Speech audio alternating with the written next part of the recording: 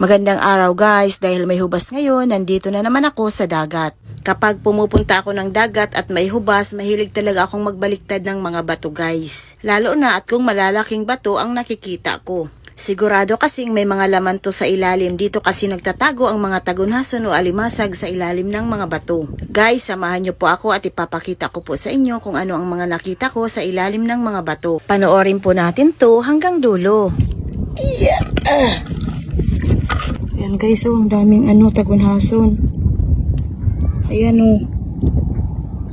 Ito pa guys, oh. Ang daming mga itlog. Ayan guys, ito ay ang mga itlog. Ayan, itlog ng tagunhason, ang dami. So, may dalawa. Magjowa yata to, magkatabi. Ayan oh, ayan. Ayan guys. At alam nyo ba guys, ito oh.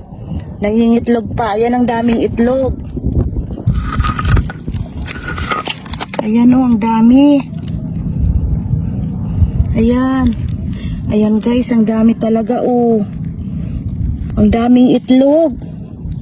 Ayan oh, ayan mga itlog. At nandito pa nakaano sa bato. Ayan.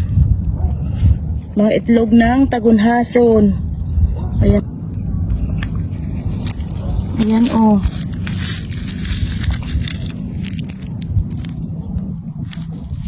Ang gaganda pa naman ng tagunhaso na to.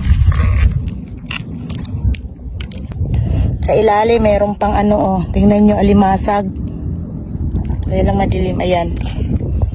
Wow, ganda naman ito. Ibalik ko to guys. Kasi nangingitlog yung mga tagunhason. Ito yun oh. Sabi ko na nga ba, magjowa talaga to kasi magkadikit. Ayan, may mga itlog pa. Ito guys, oh.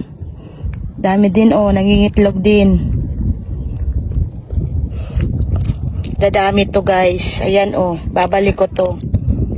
Babalik ko to guys para hindi makita ng mga nangunguha ng tagunhason. Ayan guys, babalik ko to. Kasi sayang, oh. Ang daming oh.